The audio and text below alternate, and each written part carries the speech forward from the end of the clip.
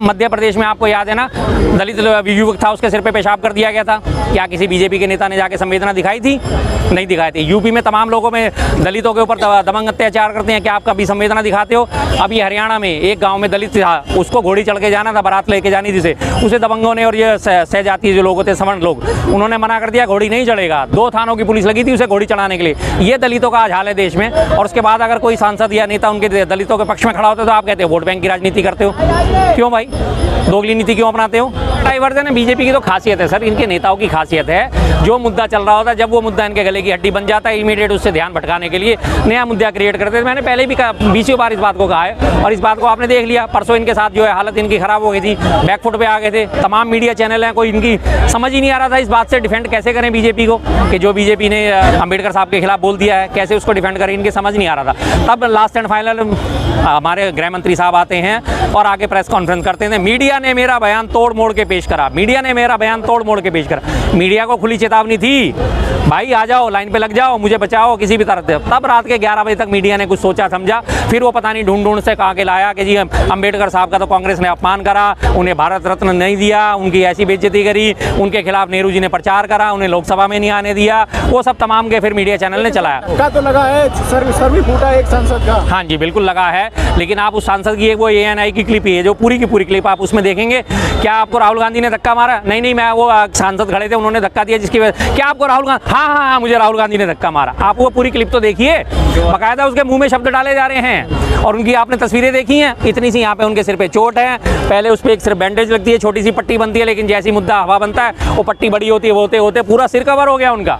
क्या बात है भैया, चोट ठीक होने के बदले बढ़ती चली गई। क्या हुआ, कैसा इलाज करा? डॉक्टर राम मनोहर लोहिया में वो गए अपना इलाज कराने, तो वहाँ तो मैं कहता हूँ डॉक्टर्स के ऊपर केस चलना चाहिए। भाई उन्होंने इतनी छोटी सी चोट को इतना बड़ा कैसे कर दिया? कैसा इलाज करते हैं वो डॉक्टर? क्या बात है, क्या गड़बड़ है उसमें? FIR दर्ज हो गई है राहुल गांधी के खिलाफ। बिल्कुल हो सकती है जी, सरकार इनकी है, गृह मंत्री इनकी है, दिल्ली पुलिस इनकी है, FIR दर्ज हो सकती है। FIR में सबसे हास्यास्पद चीज़ क्या है?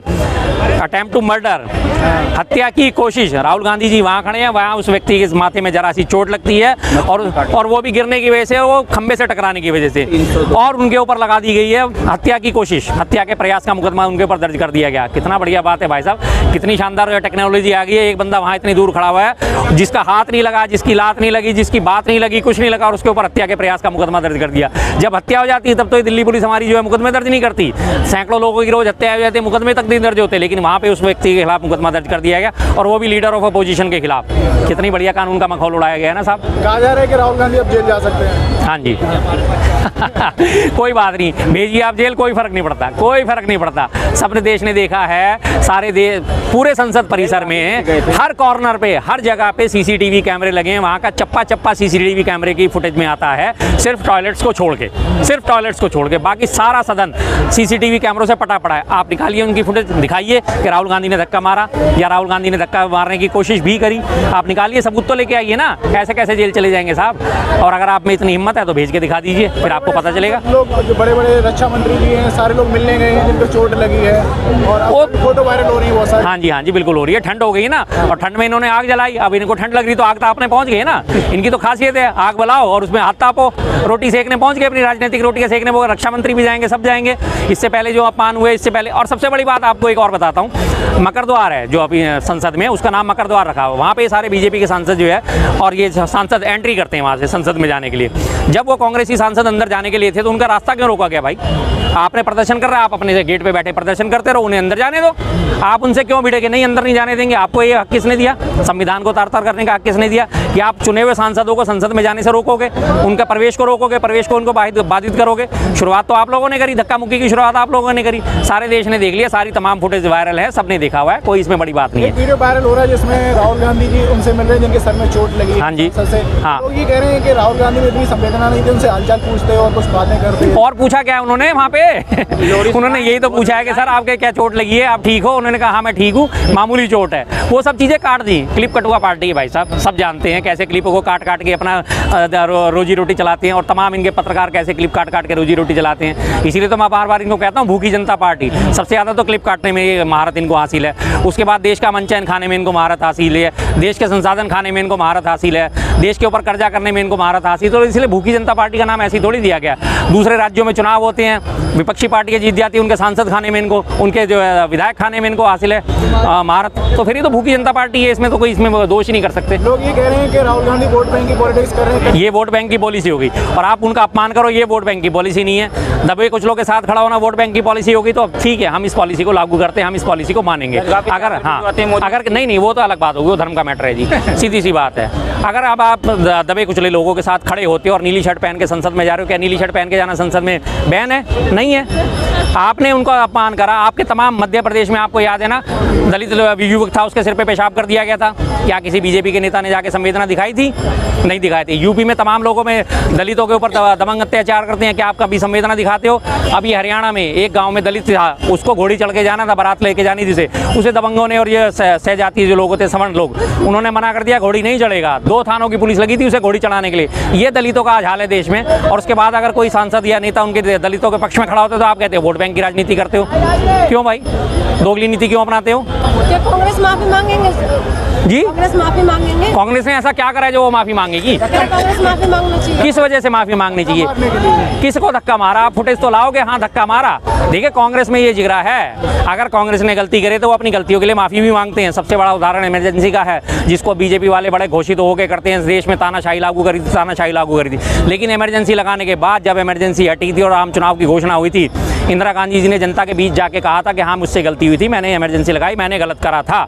और उसके बाद जब 1980 में, जब ये चुनाव की बात है, 1980 में जब उन्होंने अपनी बात को साबित करा कि हाँ मेरे से गलती हुई थी, मैं इसके लिए माफ़ी मांगती हूँ, पूरे देश से माफ़ी मांगती हूँ, पूर्ण बहुमत के साथ उनकी वापसी हो गई थी। 1984 के सिख दंगे हुए, सिख दंगों के बाद तमाम सारे कांग्रेस के बड़े बड़े लीडर सब माफ़ी मांग चुके हैं कि जो हुआ वो दुखद था, उसके लिए हम सारे माफ़ी मांगते हैं। सज्जन कुमार आज जेल में, टाइटलर आज जेल में, जिनके ऊपर दंगों का आरोप लगते हैं, है या नहीं है जेल में? वो माफ़ी मांगी उन लोगों ने या नहीं मांगी? जो अगर वो गलती करते तो ये जिगरा भी उन्हीं में है कि वो माफ़ी मांग सकते हैं। 1984 की बात कर रहे हैं आप। प्रियंका गांधी को बीजेपी महिला सांसदों ने 1984 वाला बैठ दिया, काय से भी टांग हुआ। हाँ बिल्कुल टांग लेंगे, उसमें क्या कौन सी दिक्कत है? उन्हें कोई दिक्कत नहीं है। दिक्कत आप जैसे लोगों को, एक तरफ आप फिलिस्तीन का विरोध करते हो, दूसरी तरफ आप ये मोदी जी फिलिस्तीन को $200 मिलियन की मदद देते हैं। इनसे ऐसे दोगले लोग मैंने आज तक जिंदगी में नहीं दिखे भाई साहब। मैं सच कह रहा हूँ, दिल्ली से वास्तव में गिरगिटों का जो अकाल पड़ गया है, दिल्ली में से गिरगिट खत्म हो गए, लेकिन बीजेपी ऑफिस के बाहर से आप निकलोगे आपको तमाम गिरगिट नजर आ जाएंगे। यूएन में भारत का प्रतिनिधि होने के बावजूद भी यूएन में इन्होंने इजराइल के खिलाफ वोट दिया था, और दूसरी तरफ आप इजराइल का सपोर्ट करवाते हो। करना क्या चाहते हो भाई? एक तरफ आप इजराइल का सपोर्ट करते हो, ऐसे सपोर्ट करते हो कि 5600 आपने वहाँ पे अपने एम्प्लॉयज़ भेज दिए यूपी में। डबल इंजन की सरकार होने के बाद, सुशासन की सरकार होने के बाद, रोजगार की बहार होने के बाद, फिर भी आपके 5600 व्यक्ति वहाँ पे जाके नौकरी कर रहे हैं, बमों के साए में जी रहे हैं, आतंक के साए में जी रहे हैं। और दूसरी तरफ आप फिलिस्तीन का विरोध कर रहे हैं। आपके सारे के सारे जो है चरण चुंबक चैनल और वो सारे दिखा रहे हैं कि फिलिस्तीन के साथ खड़ा होना गुनाह है। अगर फिलिस्तीन के साथ खड़ा होना गुनाह है तो मोदी जी से भी तो सवाल करो, मोदी जी आपने $200 मिलियन की मदद फिलिस्तीन को क्यों भेजी भाई? इसका तो जवाब दे दो। आपने फिलिस्तीन के पक्ष में वोट क्यों दिया यूएन में? आपने इजराइल के पक्ष में वोट क्यों नहीं दिया? कोई नहीं जवाब दे पाएगा और ना कोई चैनल वाला पूछेगा। अम्बेडकर को लेकर जो भी चर्चा चली, क्या दलितों में वो मैसेज गया है जो कांग्रेस या फिर जो देना चाहती थी? चला गया है जी, बिल्कुल चला गया है, जाना चाहिए, अच्छी बात है। जो भी हमारे लिए सम्मानीय सदस्य हैं उनका सम्मान हमेशा होना चाहिए, ताजिंदगी होना चाहिए। और दलितों ने अगर इस बात को समझ लिया तो आने वाले चुनावों में दलित इस बात को दिखा भी देंगे कि हाँ हमारे जो है बाबा साहब का प्रेरणा स्रोत का अपमान करने का हश्र क्या होता है। और ये राहुल गांधी पर ये आरोप लगाया जा रहा है कि ये फिर से जो है कहीं ना कहीं जातिवाद वाली पॉलिटिक्स करना चाहते हैं, अलग अलग जातियों में अलग अलग तरीके से फिर से जाति में बांटना चाहते हैं देश को। हाँ जी, जातियों में बांटना क्या चाहते हैं? जातियों में तो देश आज बटा ही हुआ है। कौन सा आपका बीजेपी का सांसद है, कौन सा मंत्री है, कौन सा संतरी, कौन सा विधायक, कौन सा एमएलए अपनी जाति की घोषणा नहीं करता, अपने सवै जातियों का सम्मान नहीं करता? आप यूपी की घटना उठा के देख लीजिए, जितने भी ठाकुर हैं उनको वरद हस्त प्राप्त है, लेकिन जितने भी अगर ब्राह्मण हैं या दूसरे नीचे जाति के हैं, यादव हैं, उनके लिए योगी जी का रुख देख लीजिए।